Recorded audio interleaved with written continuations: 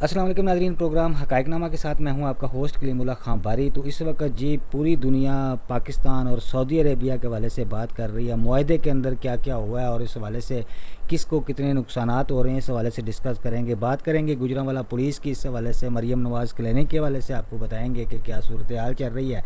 तो जिन लोगों ने चैनल को लाइक नहीं किया, सब्सक्राइब नहीं किया, वो ज़रा कर लें ताकि बर वक्त उन तक खबरें पहुँच सकें। तो पहले तो बात करेंगे जी पाकिस्तान और सऊदी अरेबिया का जो मुआहदा हुआ है उस हवाले से, और इसके बाद जो भारत को पसपाई मिल रही है। भारत के ऊपर जी एक बम गिराया है अमेरिकी सदर डोनाल्ड ट्रंप ने कि उन्होंने बाकायदा तौर पर उनकी जो वीज़ा फ़ीस है उसमें $1 लाख का इजाफा कर दिया। हर साल हर बंदे के लिए $1 लाख अदा करना पड़ेगा। और मेरा ख्याल है कि इंडियन अब सड़कों पे आने वाले हैं। और पिछले कुछ दिनों जो कतर के अंदर हुआ, लाखों इंडियन जो वहाँ पर काम कर रहे थे और वो राह के एजेंट निकले। इसी तरह पूरी दुनिया के अंदर जो यूरोप कंट्रीज़ है जिसमें ऑस्ट्रेलिया बशमूल शामिल है, उन्होंने जी पाबंदी लगा दिया और कनाडा ने भी पाबंदी लगा दी है। इन 2-3 बड़े मुल्कों ने इंडिया के ऊपर पाबंदी लगाई है और स्टूडेंट वीज़ों के ऊपर पाबंदी लगाई है, चूँकि उनको पता चल चुका है कि जो स्टूडेंट वीज़े जो बाकायदा तौर पर लेकर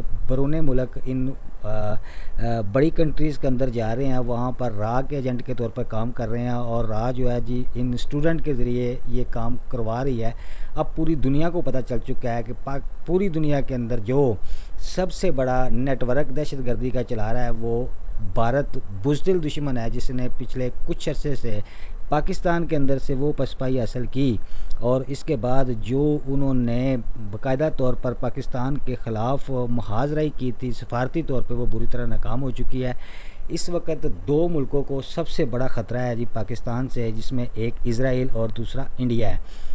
जो इंटरनेशनल ख़बरें हैं उनके मुताबिक सऊदी अरेबिया ने ईरान से रब्ता कर लिया है और ईरान जो है जी बाकायदा तौर पर वो तैयार हो चुका है। इस हवाले से जो बात हमें समझ आई है कि पाकिस्तान और जो 2 मुल्क इसमें शामिल हो रहे हैं इस दफ़ाई मुआहदे के अंदर, उसमें ईरान भी हो सकता है। और अगर ईरान इसमें शामिल हो गया, इसराइल की इंतहाई ये ख्वाहिश रही है कि वो पाकिस्तान पर किस तरीके से हमले करे, और उसने बाकायदा तौर पर ऑपरेशन संदूर के अंदर जो पसपाई हुई उसमें इसराइल ने बाकायदा वहाँ पर अपने फ़ौज भेजी और जहाज़ भेजे, टैंकर्स भेजे और जदीद असला भेजा। इसके बावजूद इसराइल को मुंह की खानी पड़ी। इसराइल ने ईरान पर भी इसी लिहाज से हमला किया था कि वहाँ पर एक रजीम चेंज की जाए और वहाँ पर अपनी रजीम लाई जाए ताकि पाकिस्तान के ऊपर हमला हो सके। मगर जिसे अल्लाह रखे उसे कौन चखे। बड़ी बदकिस्मती के साथ वहाँ पे भी पसपाई मिली। ईरान अपनी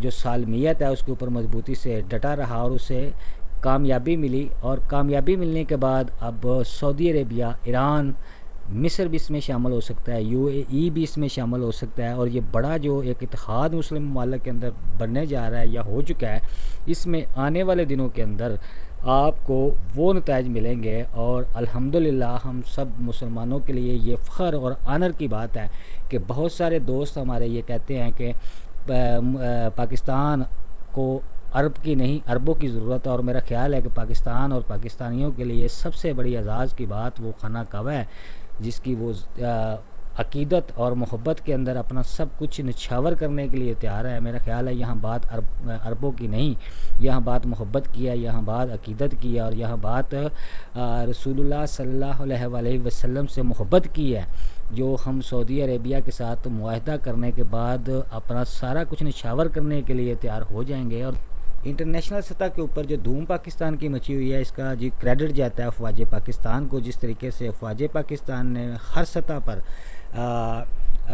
जीत दिखाई है और हर सतह पर सफारती महाज के ऊपर पाकिस्तान को उजागर किया है, इसमें पाकिस्तान की मुसल्लह अफवाज का भरपूर किरदार है। और जिस तरीके से इस वक्त पूरी दुनिया के अंदर मुसलमान जो हैं जी उभर रहे हैं, उसमें पाकिस्तान सरे फरिश्त है और पहले नंबर पर आ रहा है, जो आने वाले दिनों के अंदर वो तब्दीलियाँ लेकर आएगा जो आपने कभी सोची भी नहीं होंगी।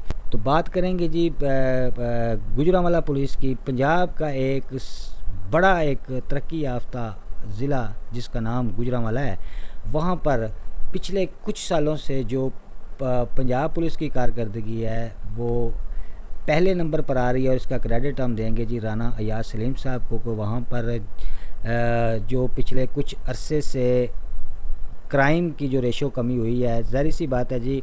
पंजाब के अंदर अगर बात की जाए तो मेरा ख्याल है पंजाब पुलिस की, तो पंजाब पुलिस के जो चंद हीरोज़ हैं उनमें राना अयाज सलीम सर फहरिस्त हैं, जिन्होंने पिछले कुछ अरसे के दौरान अपनी पेशा वराना सलाहियतों के ज़रिए उन्होंने वहाँ पर वो काम कर दिखाया है जो आज से पहले मुमकिन नहीं हो सका। और मज़े की बात यह है कि वहाँ पर तमाम अदारों को मुतहद किया गया और वहाँ पर आज सूरत हाल ये हो चुकी है कि वहाँ पर जुराइम करने से पहले, चाहे वो पुलिस वर्दी में मलबूस हो या सिविल कपड़ों में मलबूस हो, चाहे सिविल लोगों की तरफ से हो, चाहे वो उसका किसी भी शोबे से तल्लक हो, सोचता है कि मैंने जुराइम करना है या नहीं करना। क्योंकि जुराइम पेशा अफराद के लिए ज़िला गुजरांवाला का एक ही मोटो है, उनको वो मोटो है जी डिसमिस फ्राम सर्विस के।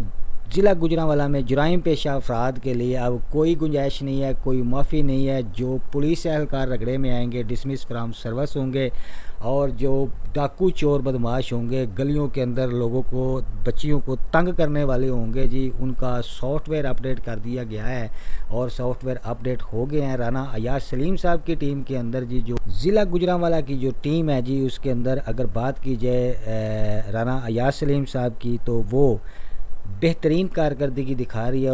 उनकी टीम के अंदर शामिल हैं जी एसएसपी रिजवान तारक साहब।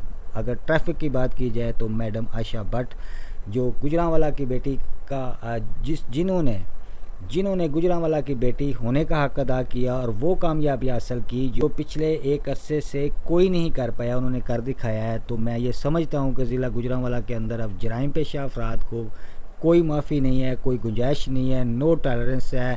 ख़ास तौर पर वो करप्ट मुलाजमीन जो महकमे के लिए और लोगों के लिए अजाब बने हुए हैं, उनको डिसमिस कर दिया गया है और इसकी मसालें दी जा रही हैं जी इस पुलिस कमांडर की, जिन्होंने बिला ताक, बिला सिफारिश, बग़ैर दबाव के वो काम किए हैं जो आज तक कोई नहीं कर सका। और पुलिसिंग की बेहतरी के अंदर उन्होंने एक नुमाया मुकाम हासिल किया है। मेरा ख्याल है कि ऐसे अफराद जो हैं, ये आने वाले वक्तों के अंदर अगर इनको कुछ करने का मौका दिया जाए तो ये पाकिस्तान के सुपरस्टार बन सकते हैं। तो दूसरी बात करेंगे जी मरियम नवाज़ क्लिनिक के हवाले से, तो हमारी इल्तिजा है मोहतरमा वज़ीर आला पंजाब को कि आपने जितने भी हेल्थ क्लिनिक प्राइवेट किए हैं, खुदारा वहाँ पर चेक एंड बैलेंस का सिस्टम लाया जाए। आपको सरकार को ठेकेदार लूटने पे तैयार हो चुके हैं और जिस तरीके से वहाँ पर बड़ी वारदातें डाली जा रही हैं और खानापुरियाँ की जा रही हैं और लोगों की तजलील की जा रही है,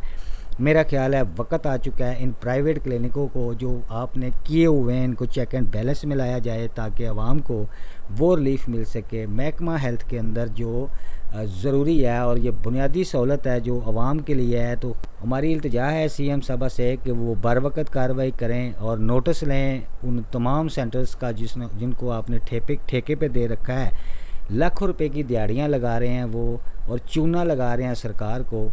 इस हवाले से जी बाकायदा GITयाँ बनाई जाएँ, स्पेशल ब्रांच जो हैं, अदारे जो स्पेशल्स हैं, उनकी ड्यूटियाँ लगाई जाएँ ताकि आपको पता चल सके कि वहाँ पर आवाम के साथ हो क्या रहा है। तो अगले प्रोग्राम तक अपने होस्ट कलीमुल्लाह खान बारी को इजाज़त दीजिए। खुश रहिए, खुश रखिए। पाकिस्तान पाइंदाबाद, पाक फ़ौज जिंदाबाद।